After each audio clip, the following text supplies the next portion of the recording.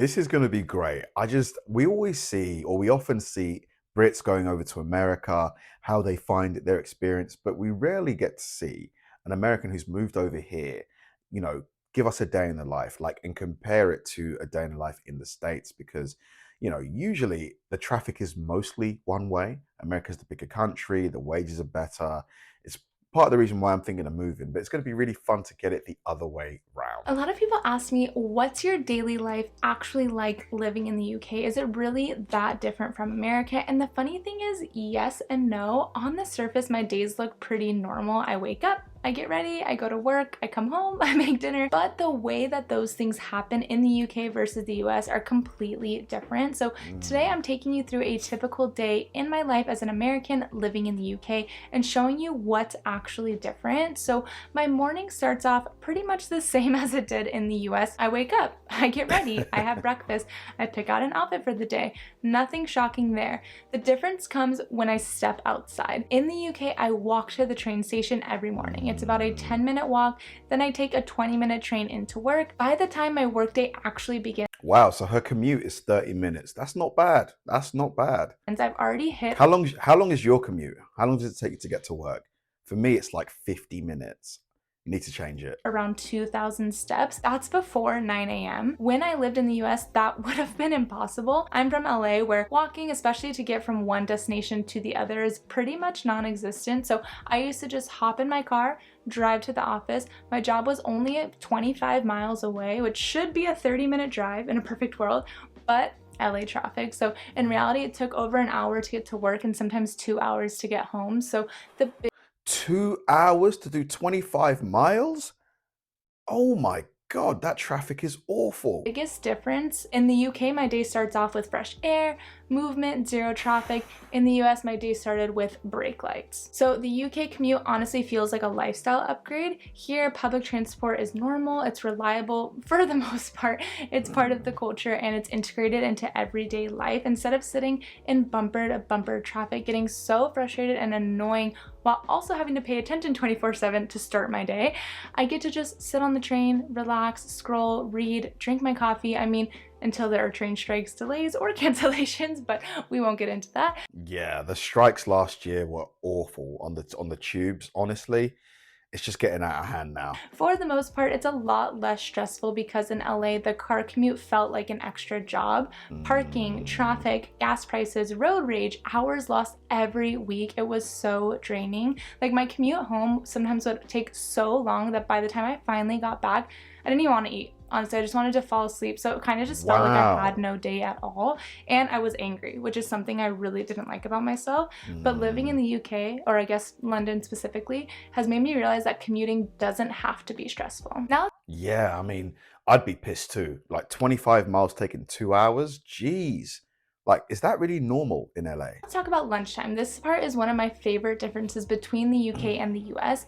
In the UK, I usually go on a long walk during lunch. I'll bring my food to a park, sit outside, enjoy the weather if it's behaving, and then wander around a bit. Maybe pop into a few shops, grab a coffee, just get some fresh air. It's a nice reset in the middle of the day. But in the US, my office was in the middle of an industrial park. There was nowhere really to walk, nowhere to sit outside, nowhere cute to like grab a coffee or snack, especially within walking distance. So everyone either just stayed inside, ate in the break room, stared at a microwave counting down, or would get in their car and drive to go buy lunch. The idea of taking a walk at lunch wasn't even a thing. And again, this is probably specific to the exact locations of where I worked back.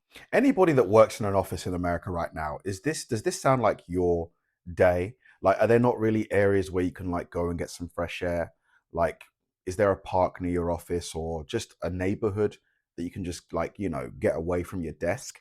In the US and then where I am now in the UK, I'm lucky that I'm right in the middle of a bustling high street and near multiple parks, but you could easily have a job like that in the US if you have the right location. I mean, my brother-in-law lives in New York and his office is right on the Brooklyn Park Promenade, so he spends his lunch breaks walking along the water, enjoying the Manhattan skyline, so it's definitely possible. But That's a hell of a view to have, on your lunch break. It just depends what US city you live in and where Mm, exactly your office is, because it may sound like something that's really not that big of a deal, but having the ability to step outside and just be somewhere pleasant during the workday genuinely changes makes a your mood difference. and your entire relationship with your routine. Now the workday is done, so let's talk about the trip home and the grocery habit I never expected to adopt. So in the UK, after work, I take the train back home and I walk from the station. So again, more movement built into my day without even trying. But the biggest UK daily habit I've picked up happens right here.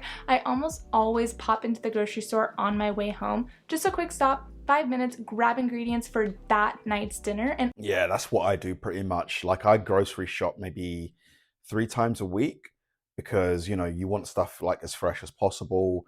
Um, yeah, I think in America it's more like once a week, once a month sometimes. How often do you grocery shop? Any Americans watching this? honestly, it's become one of my favorite things about living here. It feels simple and fresh and very European. I get to just think about what I want to eat on the train ride home and then grab those Mm. few ingredients. So, this is where the difference from the US really stands out. In LA, my commute would take so long that stopping at a store was absolutely the last thing that I wanted to do.